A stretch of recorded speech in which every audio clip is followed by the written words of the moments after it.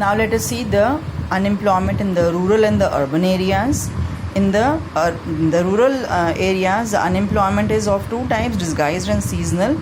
Urban areas, it is industrial and the educated unemployment. Let us see each of them. Rural employment, the disguised unemployment. We already have taken up this so many times earlier also. Disguised unemployment means what? More workers are working than are required for a particular job. Yes, like the most common example is in our agriculture sector, where say suppose only 8 workers are required to work on 1 acre of land. Yes, and there instead of 8 workers there are around 12 workers working. Output is the same, output remains the same. Yes, so it means even if these 4 workers were not working, yes, the output would not have changed. No? Then coming to the seasonal unemployment, this is also in the agriculture sector. Everyone knows agriculture is seasonal in nature in our country. Yes, most of the farmers, they are depending on the seasonal crops. So they sow the seeds in one season and they reap the crop in the next season. So for about 5 to 6 months every year they do not have any work to do. So they remain unemployed. Then coming to urban unemployment. The urban unemployment, we take up the main types of unemployment here. These are the industrial and the educated unemployment. The industrially unemployed people, then industrial employment is what? The principal causes of this industrial unemployment are rapid rise in the population over the time. Yes, as compared to the population which is increasing. Yes, in the urban areas, the number of job opportunities in the industries is not increasing much. Why? Because industries are not coming up much. Then concentration of industry in the urban areas, because most of the industries are concentrated in the urban areas only. So people do not have enough opportunities in the rural areas to go and work in the industries. Then industries in India are relying more on the labor saving Western technology instead of going in for the labor intensive techniques. We are relying on the capital intensive techniques of production. So the excess of labor is not absorbed. Then educated unemployment, very very common. Yes, many a times we think that the ones who are educated, they'll be able to get employment. Yes, so but in our country, if we talk about the present situation, even the educated people are they have degrees with them.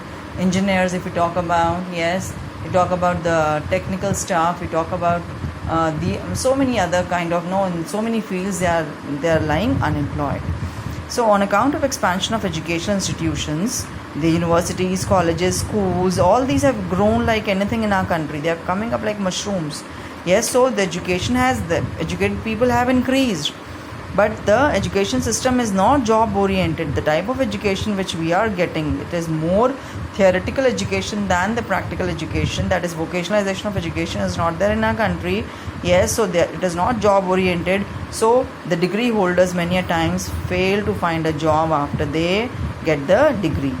Increase in employment opportunities has significant link behind the increase in the size of educated labor force. Yes, because they are not finding any opportunities of employment, thereby their number swells up. Now coming to the common types of unemployment, the general types of unemployment both in the urban and the rural areas. Open unemployment. Open unemployment, you can also say it is the involuntary unemployment. People are willing to work, yes, and they have the ability to work, but they still do not get work. Yes, the most common example is of the engineers nowadays. If we talk about, their condition is bad, so they remain unemployed for full time many a times. Then structural unemployment. The structural unemployment is of two types: change in technology, as a result of which old technocrats are no longer needed. As a result of the say suppose a country has imported the latest technology, but the people who already are working in that industry since a long time, they are not aware of the technology or the technical know-how update they don't have. So because they don't have any knowledge, they may be asked to leave. Then change in pattern of demand. Many a times the demand for the commodities goes on changing over the years or over a period of time. So all those people who were producing those goods which were in demand earlier, and they are not able to cope up with the latest demand, they may be asked to leave. Then Underemployment. Underemployment is a situation in which worker does not get a full-time job. He remains unemployed for some months in a year or maybe for a few hours in a day. Yes. So as per his capacity, he is not able to get the work. The National Sample Survey. According to this, a person is categorized as extremely underemployed if he works only up to 28 hours a week. Now, if a person works between 29 to 42 hours per week, he is placed in the category of limited underemployment. You have to learn all these definitions. Now, according to International Conference of Labor Statistics, which applies to all the countries, when persons engaged in part-time work are prepared to do more work than they are actually doing, yes, they are considered to be underemployed. They can do more work, yes, but they are not able to find that much work to do. Capacity is more, but they are not able to find that much work. This is one, and the other is when income of the person increases as he shifts from one job to the other. Yes, he's working in one job at say suppose 50,000 salary, and when he's switching over the job, he's getting a salary of 75,000. It means in the previous job he was getting 25,000 less, so he was underpaid there. So even this is a sort of underemployment. So till the time he was working at lesser wage, he was considered to be underemployed. Then underemployment is again of two types: visible and invisible. Visible and underemployment. In this case, people work lesser than the standard hours of work in a day.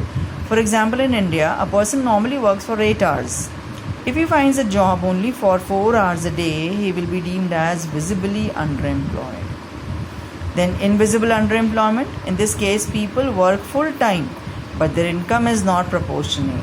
Yes, they are getting lesser than what they deserve. Yes, say suppose a MA degree holder has to work as a peon, he will be known as invisibly underemployed. Another type of unemployment is frictional unemployment, which occurs due to imperfections in the mobility of labor force across different occupations. One wishes to move from one job to the other, but in the process of change in job, he may be unemployed for some time. Yes, you have left one job and you are wanting another job, a better one, but in that meantime, you will be unemployed. Another example I have given: working ladies get married, yes, and many of them decide to quit the job for some time, so they remain unemployed for this time. This is what is frictional unemployment. Cyclical unemployment. We have phases of boom, recession, depression, and recovery. These are the four phases of they are known as a trade cycle, yes, or the business cycle. Every country passes through these cycles. So during the period of boom, yes, the country's demand is very high, and the country's the number of unemployed in the country will be very less. But during the time of recession and depression, the number of the number of unemployed will go on increasing, because the aggregate demand comes down. Yes, we'll be talking about this in macroeconomics though. Because aggregate demand is coming down, the unemployment goes on increasing. Again, during the process of recovery, the employment goes on increasing again.